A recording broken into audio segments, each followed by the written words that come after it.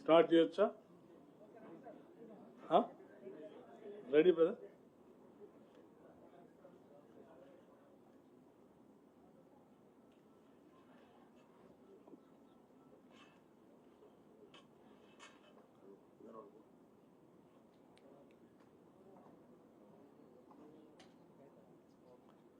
Media మిత్రులందరికీ ముందుగా హృదయపూర్వకమైనటువంటి నమస్కారాలు.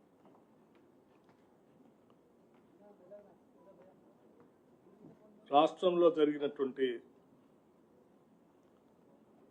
Socio economic, educational, political caste సర్వేకి సంబంధించి మీ అందరికీ గతంలో ధన్యవాదాలు ఒకసారి చెప్పాను. తగిన ప్రాచుర్యం కల్పించి దాంట్లో పెద్ద ఎత్తున వాళ్ళు పాల్గొనటానికి, ప్రజలందరూ పాల్గొనటానికి మీ ప్రయత్నం మరోలేంది. అందులో భాగంగానే రాష్ట్ర శాసనసభలో జరిగినటువంటి సర్వేకి సంబంధించి స్పష్టంగా శాసనసభలో లెక్కలతో సహా గౌరవ రాష్ట్ర ముఖ్యమంత్రి వర్యులు రేవంత్ రెడ్డి గారు సభ దృష్టికి తీసుకురావటం, దానిపైన సభలో చర్చ కూడా జరగటం మనందరికీ తెలిసిందే. ప్రధానంగా ఆ చర్చ సందర్భంగా సభలో ఉన్నటువంటి అనేక రాజకీయ పార్టీలు కానీ, రాష్ట్రంలో ఉన్నటువంటి కొన్ని బీసీ సంఘాలు కానీ విరివిగా పాల్గొని కొన్ని సలహాలు, సూచనలు కూడా చేశారు. రాష్ట్ర ప్రభుత్వం చేసినటువంటి ఈ సర్వే చాలా సైంటిఫిక్గా, సహేతుకంగా చేసి లెక్కలతో సహా, అంటే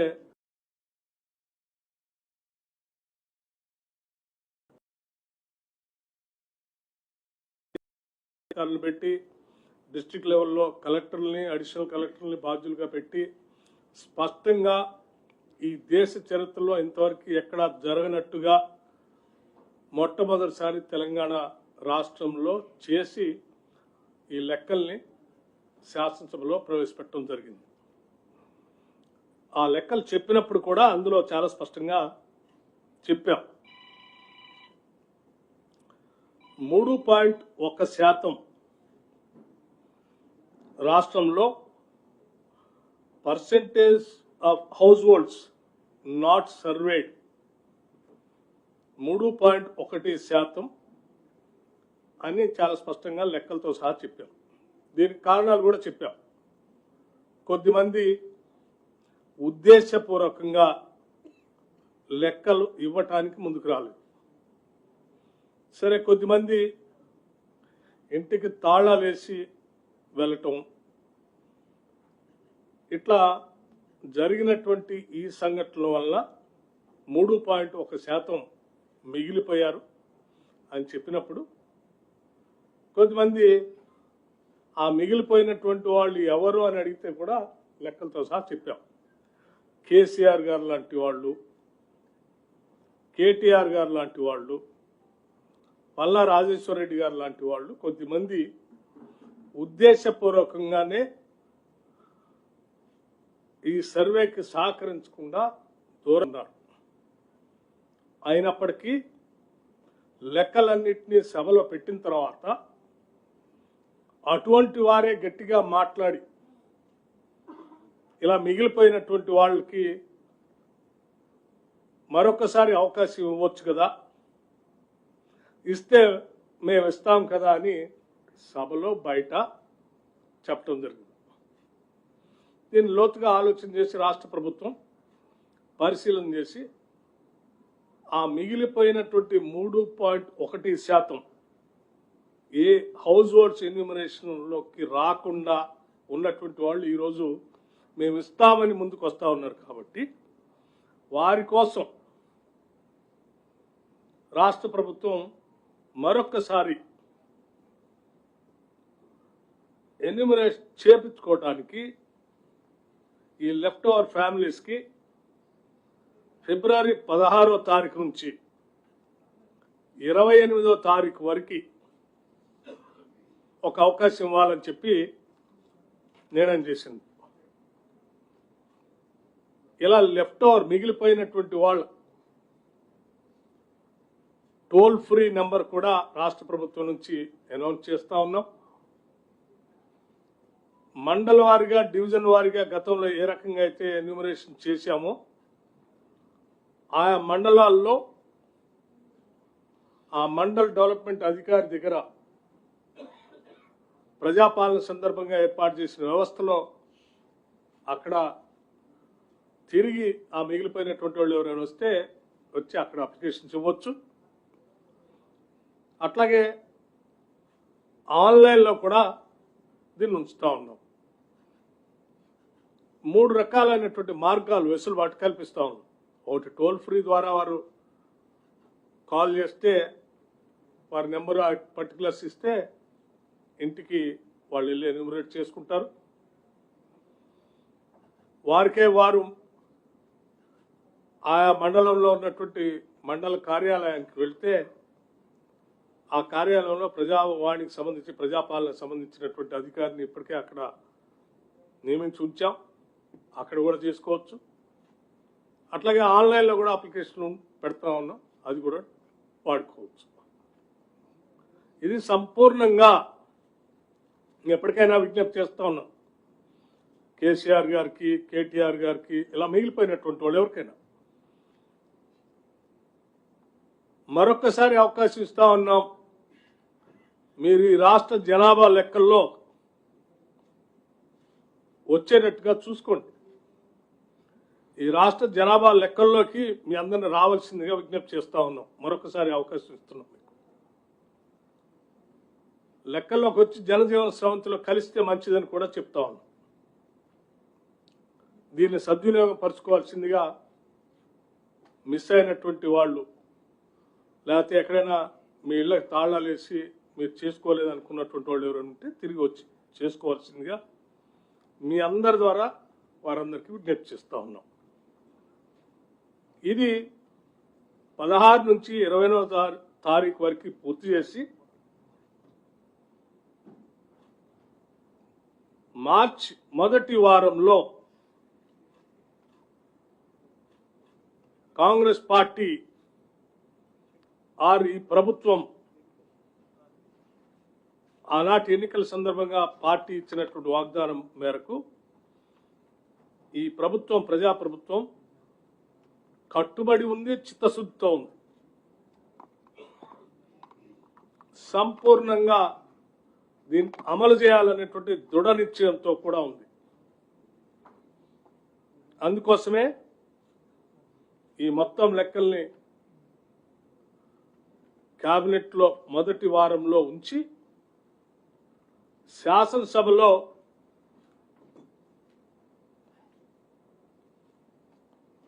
బీసీలకి, ఓబీసీలకి 42% రిజర్వేషన్ ఇవ్వటం కోసం పొలిటికల్ ఎడ్యుకేషన్ ఎంప్లాయ్మెంట్ 42% రిజర్వేషన్ ఇవ్వటం కోసం మార్చి మొదటి వారంలో కేబినెట్లో తీర్మానం చేసి శాసనసభలో బిల్లు పెట్టి బిల్లుని పాస్ చేసి కొన్ని దశాబ్దాలుగా ఈ రాష్ట్రంలో ఎదురు చూస్తున్నటువంటి బలహీన వర్గాలకి చట్టరూపంగా ఒక చట్టబద్ధతను కల్పించడం కోసం నిర్ణయం తీసుకోవటం జరిగిందని ఈ సందర్భంగా మీ అందరికి తెలియజేస్తా ఉన్నాం. ఇక్కడ బిల్లు పాస్ చేయటమే కాకుండా ఈ పాస్ చేసినటువంటి బిల్లుని కేంద్ర ప్రభుత్వానికి పంపిస్తాం. పార్లమెంట్లో కూడా దీని బిల్లుకు సంబంధించి కేంద్ర ప్రభుత్వం మీద ఒత్తిడి తీసుకొని వచ్చి బిల్లుని పార్లమెంట్లో కూడా ప్రవేశపెట్టి దీని మీద ఆమోదం పొందడం కోసం మేము చేయాల్సిన ప్రయత్నం అంతా చేస్తాం. మా నాయకుడు రాహుల్ గాంధీ గారి నాయకత్వంలో మాకున్నటువంటి పార్లమెంటు సభ్యులందరినీ సహాయ సహకారాలు తీసుకోవటమే కాకుండా ఈ ప్రభుత్వం నుంచి ఒక ప్రతినిధి బృందంగా ప్రధానమంత్రిని కలుస్తాం, కేంద్ర ప్రభుత్వానికి సంబంధించిన పెద్దలందరినీ కలుస్తాం. అట్లాగే పార్లమెంట్లో ఉన్నటువంటి అన్ని రాజకీయ పార్టీలకు సంబంధించిన నాయకులను కూడా కలుస్తాం. వారందరి మద్దతు కూడా కూడగడతాం. వారందరి సహకారంతో పార్లమెంట్లో కూడా దీన్ని పాస్ చేయించుకొని పూర్తి చట్టబద్ధత, దశాబ్దాల చిరకాల వాంఛైనటువంటి ఓబీసీల కళలను నిజం చేసే ప్రక్రియని మొదలు పెడతా ఉన్నాం. ఇటు శాసనసభలో మార్చి మొదటి వారంలో మేము ప్రవేశపెట్టినప్పుడు శాసనసభలో ఉన్నటువంటి రాజకీయ పార్టీలన్నీ కూడా వారికి కూడా విజ్ఞప్తి చేస్తాం. అక్కడి నుంచే బిల్ పాస్ చేసే ప్రక్రియ నుంచే ఏకగ్రీవంగా బిల్ పాస్ చేయటమే కాదు, కేంద్రంలో కూడా అవసరమైతే అక్కడ ఉన్నటువంటి ప్రధానమంత్రి గారిని కానీ మిగతా రాజకీయ పార్టీలని కలిసి ఒప్పించడానికి కలిసి వచ్చే రాజకీయ పార్టీలన్నింటిని కూడా తీసుకొని పోతాం. అంతిమంగా మా అందరి ఆలోచన రాష్ట్ర ముఖ్యమంత్రి రేవంత్ రెడ్డి గారి నాయకత్వంలో ఈ కేబినెట్ యొక్క ఆలోచన దశాబ్దాల ఓబీసీల చిరకాల వాంఛైనటువంటి 42% రిజర్వేషన్ని స్థానిక సంస్థల్లో తీసుకొని రావటం అనేది, అందించడం అనేది మా అందరి ముందున్నటువంటి బలమైన కోరిక, లక్ష్యం కూడా.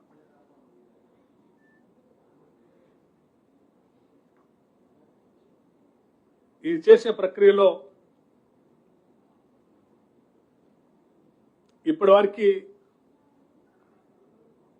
మాతో సహకరించినటువంటి వాళ్ళ ధన్యవాదాలు చెప్తూనే ఓబీసీల లక్ష్య సాధనలో ఈ ప్రభుత్వం చేస్తున్నటువంటి ప్రయత్నాన్ని, అడుగుల్ని మద్దతిస్తూ ఓబీసీల కోసం సహకరిస్తున్నటువంటి వారికి ధన్యవాదాలు కూడా తెలియజేస్తున్నాం. అట్లాగే ఓబీసీల లక్ష్యాల్ని, వాళ్ళ కోరికను నీరుగార్చడం కోసం రాజకీయ పరంగా కుట్రపూరితంగా ఎవరైనా వాళ్ళకి మేలు జరగకూడదనేటువంటి ఆలోచన చేసేటువంటి వాళ్ళకు కూడా మేము స్పష్టంగా చెప్తా ఉన్నాం. సమాజంలో అనేక దశాబ్దాలుగా వెనుకబడి ఉన్నటువంటి ఈ వర్గాల అభ్యున్నతి కోసం మీ రాజకీయ ప్రయోజనాలు కూడా పక్కన పెట్టి మేము చేసే ఈ ఉన్నతమైనటువంటి కార్యక్రమానికి మద్దతు పలకవలసిందిగా విజ్ఞప్తి చేస్తా ఉన్నాం. దీంట్లో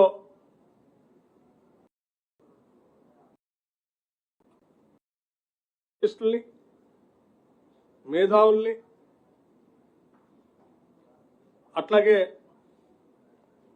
ఈ వర్గాల ప్రయోజనాలు కాక్షించేటువంటి ప్రగతిశీల భావాలు కలిగినటువంటి వాళ్ళందరినీ కూడా కలిసి రావాల్సిందిగా, దీనికి మద్దతు కూడగట్టడానికి మేము ఈ సహాయ సహకారాలు అందించవలసిందిగా విజ్ఞప్తి చేస్తా ఉన్నాం. ధన్యవాదాలు.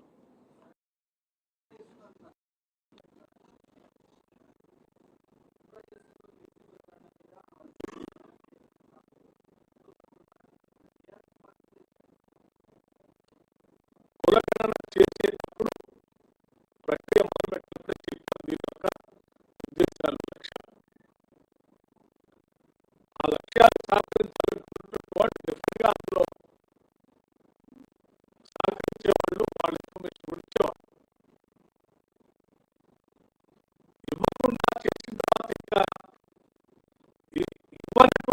వాళ్ళే దీనిపైన మాట్లాడుతూ ఉంటే నిజంగా నవ్వొస్తాం.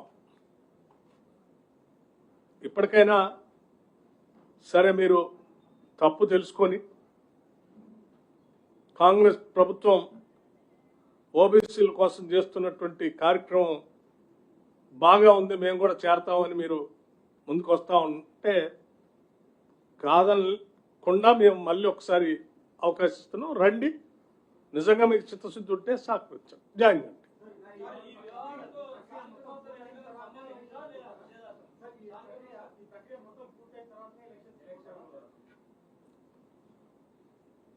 రాష్ట్రంలో ఈ జనాభాలో ఉన్నటువంటి మేము ఇప్పటికే ప్రకటించిన 56% ప్రజలు ఓబీసీలు ఈ రోజు నుంచి కాదు, ఒక దశాబ్దానికి పైబడి మాకు జరిగేటువంటి ఎన్నికల్లో కానీ ఉద్యోగ అవకాశాల్లో కానీ మా జనాభా దామాషా ప్రకారం మాకు అవకాశాలు ఉండాలి, దానికి చట్టబద్ధత కల్పించి ప్రక్రియను మీరు చేపట్టి దానికి అవకాశాలు కల్పించండి అన్నప్పుడు జనాభాలో 56% పైబడి ఉన్నటువంటి ప్రజల కోరికే బలమైనది. వాళ్ళకి న్యాయం చేయటమే మన ముందు ఉన్నటువంటి లక్ష్యం. దానికి చట్టబద్ధత కల్పించడం కోసం మేము చేయాల్సిన ప్రయత్నాలన్నీ చేస్తాం. తప్పనిసరిగా విజయం సాధిస్తామనే నమ్మకం కూడా మాకుంది.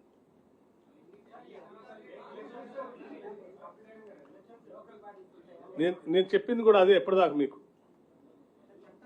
ఈ జనాభాలో 56% పైబడి ఉన్నటువంటి ప్రజల కోరిక మనం తీర్చటం. వాళ్ళు పదే పదే చెప్తా ఉన్నారు కూడా మా రిజర్వేషన్ ముందు అని. రిజర్వేషన్ తేల్చి వాళ్ళకి న్యాయం చేయాలనేదే మా ఆలోచన. One after the other. అమ్మా ఎస్, ఈ రాష్ట్రంలో 56% ఉన్నటువంటి బలహీన వర్గాల కోరిక, వాళ్ళు రాజకీయంగా, ఆర్థికంగా, విద్యాపరంగా, ఎంప్లాయ్మెంట్ ఉద్యోగపరంగా కూడా వాళ్ళు కోరుకునేటువంటి ఆలోచనల లక్ష్యాలను చేరటానికి ఈ రాష్ట్ర ప్రభుత్వంపై కొంత భారం అయినప్పటికీ కూడా ఆ భారాన్ని కూడా మేము మోయటానికి సిద్ధంగా ఉన్నాం. ఈ ప్రభుత్వం మోయటానికి సిద్ధంగా ఉంది, ఇబ్బంది లేకుండా చూస్తాం.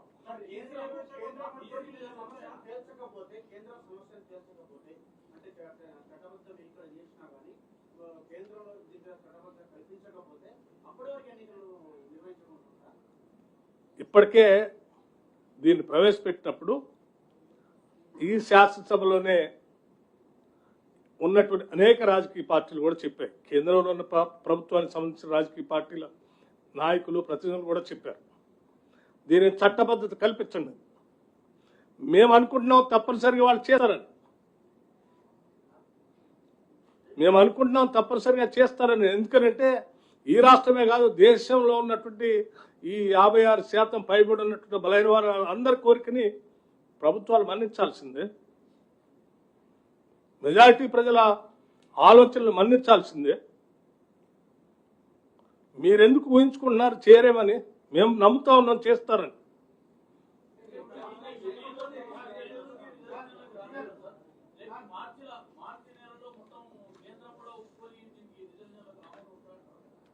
అమ్మా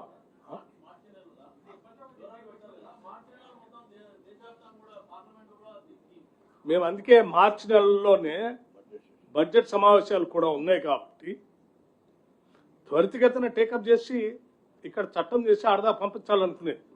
సెషన్ హాల్లో ఉంది. ఈ బడ్జెట్ సెషన్లోనే దీన్ని పార్లమెంట్లో పెట్టాలని కేవలం మా పార్టీకి సంబంధించిన ఎమ్మెల్యేలు మాత్రమే, ఎంపీలే కాకుండా దేశంలో పార్లమెంట్లో రిప్రజెంట్ చేస్తున్న అన్ని రాజకీయ పార్టీల నాయకుల్ని కలుస్తాం. మేము అందరి మద్దతు కూడగడతాం.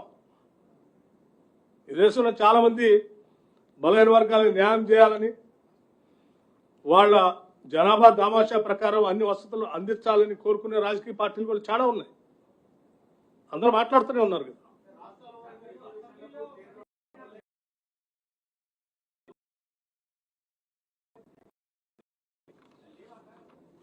అన్ని లెక్కలు చాలా పకడ్బందీగా పక్కాగా మేము కలెక్ట్ చేసినటువంటి ఇన్ఫర్మేషన్లో ఉన్నాయి.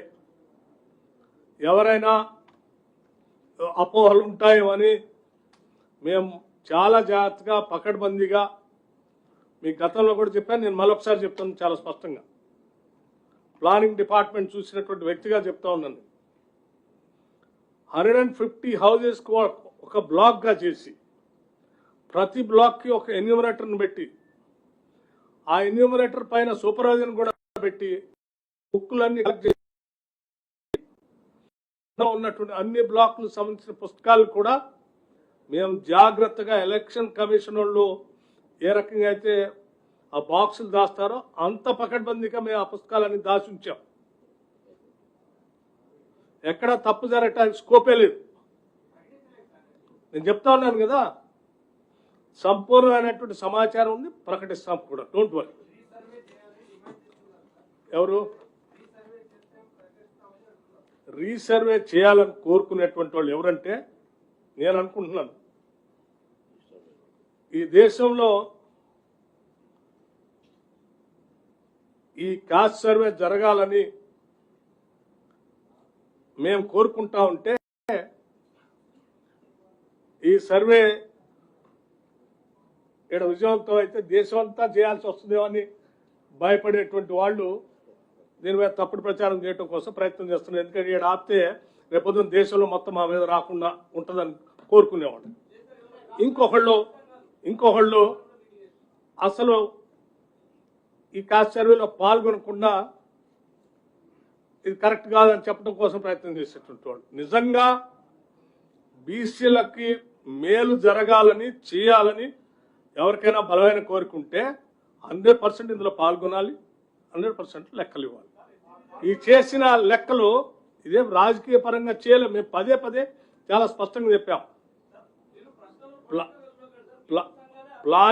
ప్లానింగ్ శాఖ ద్వారా మేము అది కూడా చెప్పాం. 1,00,000 మందికి పైబడి దీంట్లో ఇన్వాల్వ్ చేసి 3 రోజుల ముందు హౌస్ లిస్టింగ్ చేసి ప్రతి ఇంటికి కాగితం అతికిచ్చి 3 రోజుల తర్వాత ఇంటింటికి సర్వే చేసే కార్యక్రమం చేశాం. సర్వే చేసిన పుస్తకాల్లో వాళ్ళు ఇచ్చిన సమాచారం పూర్తి చేసిన తర్వాత వాళ్ళతో సంతకాలు పెట్టించి ఆ పుస్తకాలు కూడా జాగ్రత్త కట్టగట్టి దాశాం. ఎవరైనా ఇది తప్పు అనుకుంటే పొరపాటు, ఆ పుస్తకాలు అట్లాగే ఉన్నాయి. Don't worry. ఎక్కడా లేదు. మేము ఇచ్చిన లెక్క ప్రకారం అమ్మా, అందుకోసం నేను చెప్పింది మొత్తం మీకు లెక్క ఇచ్చాను.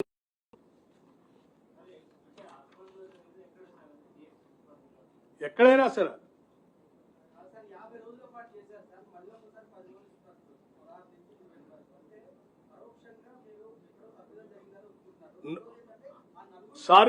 సారీ మీ పేరే ఉన్నారు వెంకటరాజు గారు. సారీ, నేను ముందే స్టార్టింగ్లోనే చాలా స్పష్టంగా చెప్పాను.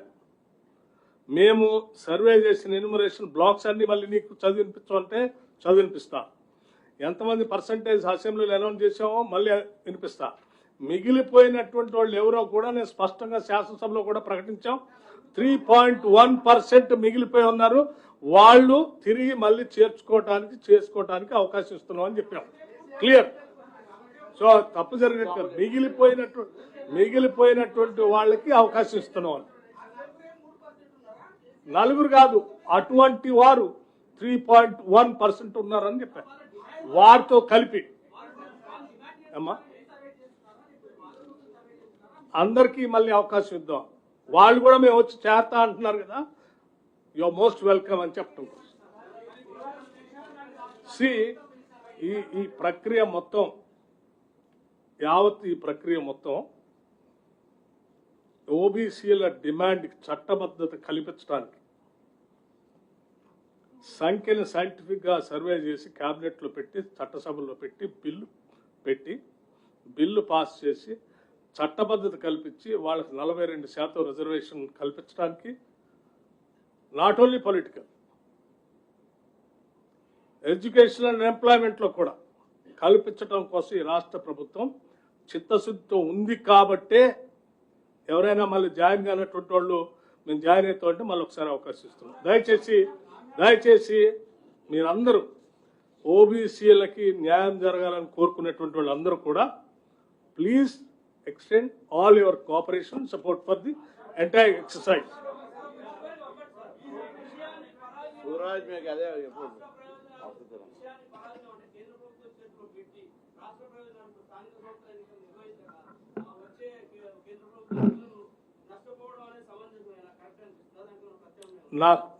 మీరు ఎవరి ప్రయోజనాల గురించి మాట్లాడుతున్నారో నాకు తెలియదు, కానీ మేము మాట్లాడేది మాత్రం ఈ రాష్ట్రంలో ఉన్న 56% బీసీల ప్రయోజనాల గురించి మాట్లాడుతా ఉన్నాను. నేను అదే చెప్తా ఉన్నాను, ఈ రాష్ట్రంలో ఉన్నటువంటి 56% బీసీల ప్రయోజనాల గురించి నేను స్పష్టంగా చెప్పాను. ఈ 56% బీసీ 2-3 నెలలు ఈ రాష్ట్రం పైన ఆర్థిక భారం పడుతున్నప్పుడే దాన్ని భరించడానికి కూడా ఈ రాష్ట్ర ప్రభుత్వం సిద్ధంగా ఉందని చెప్తా ఉన్నాను. ఇంకా వాట్ మోర్ యూ వాంట్? ఇంకెవరి ప్రయోజనాలు కాపాడాలో చెప్పండి, వాళ్ళకి కూడా కాపాడుతాం. అవి కూడా చేస్తా ఉన్నాం. 6 గ్యారంటీలు కూడా చేస్తా ఉన్నాం. మీకు లెక్కలు చెప్పంటే మళ్ళీ ఒకసారి చెప్తాను. Thank you.